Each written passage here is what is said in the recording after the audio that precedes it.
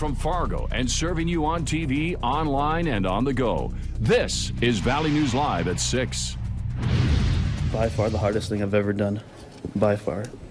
I hope no one else in this community, in the United States, in the world ever has to endure the pain that I do, that the Gray ones have to. Emotions ran high this afternoon. That was Ashton Matheny, Savannah Graywin's boyfriend and father of her child, Hazley Joe. Today, the Graywin family learned the gruesome details behind their loved one's murder. Brooke Cruz will serve life in prison without parole for conspiracy to commit murder and 20 years for conspiracy to commit kidnapping. Valley News Team's Christine Stanwood was there for the sentencing and has family reaction. She joins us live now in the studio. Christine?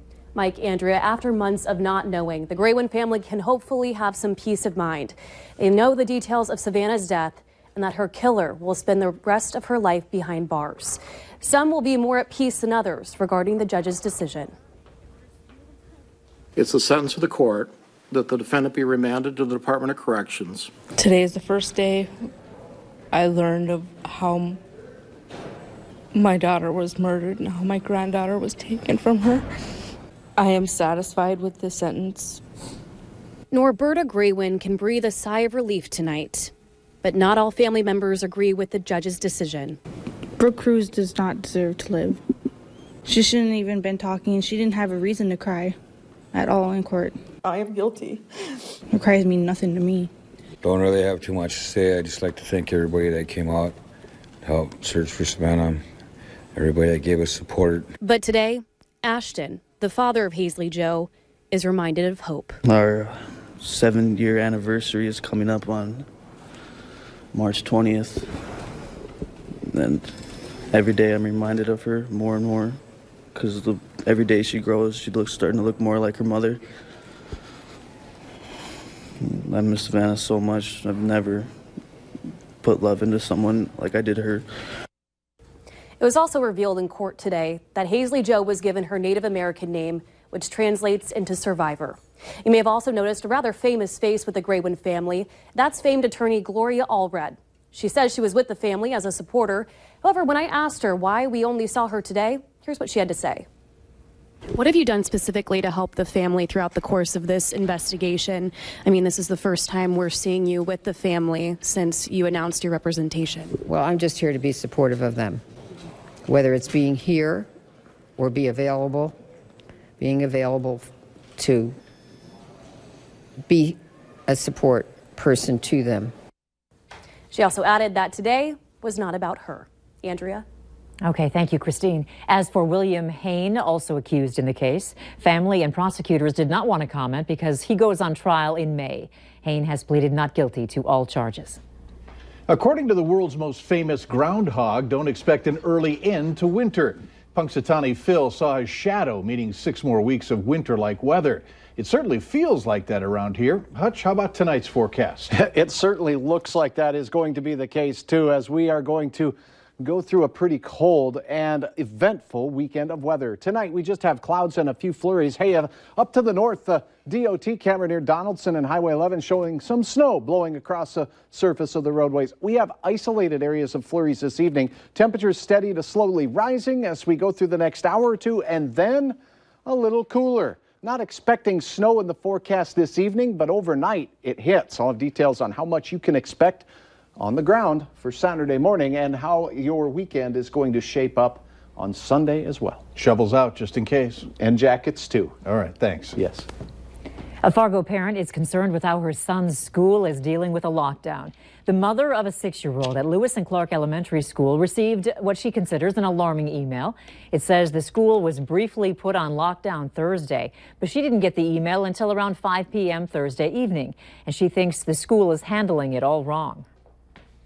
It's very scary, and I mean, it's definitely something that parents want to know, especially, with my son being on the younger end, it's a little bit more concerning even because, he doesn't really understand all that stuff yet.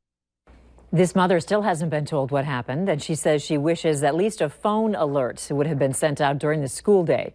We tried contacting the school and the Fargo School District, but they haven't shared any information on the incident. A newborn baby is doing well at a Fargo hospital after being born in the back seat of a truck.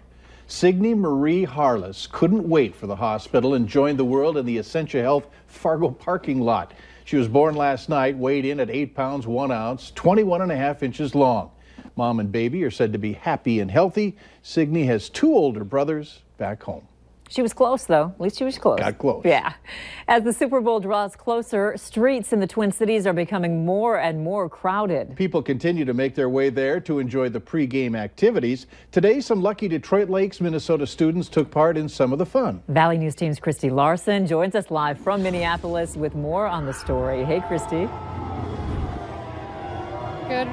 Good evening, guys. You know, it's been an exciting time here at the Super Bowl experience inside of the Minnesota Convention Center, and 24 lucky students from Detroit Lakes got to make the trip down here today to hang out with Saints kicker Thomas Morstead. Now, they had helped raise some money for his foundation. They also had put in a message to him on Twitter saying, "Thank you for teaching us after that Saints-Vikings game that it's important to be a team player." And that's exactly what he was telling the kids today, too, when he went and met with them, signed autographs on shirts, on foreheads, and on T-shirts. He said, "You got to be a positive person." I asked the kids exactly what they thought when they met their role model. I think he's amazing and really cool. And what have you learned today from him?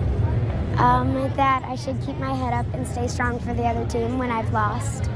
And what have you learned from Thomas? I think he taught us all a great lesson on sportsmanship, and he's a really persuading guy, and he's just teaching us all to do what we should.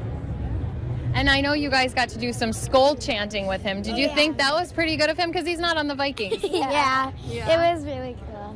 Now let's talk about being here, because you guys have been out here all day. I know it's going to be tiring tonight. So what was your favorite part? I think the part meeting Thomas was my favorite. Yeah?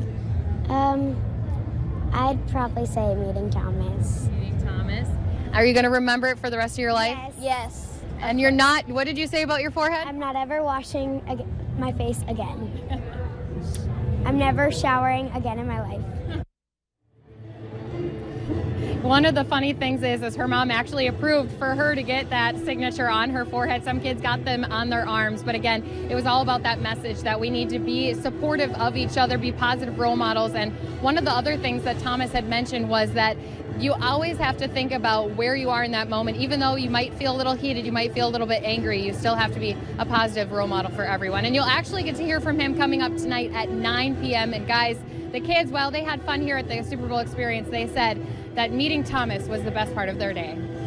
See why. Maybe would change your mind about the shower in a couple years, maybe? Mom or Dad probably have something to say about that. Later on Valley News Live at 6, your kids may think a lot of time in front of the screen is good for them. Some experts say no. And same old scam, different approach. This time claiming to be Jamestown authorities. We'll have more details to come in case you get a call.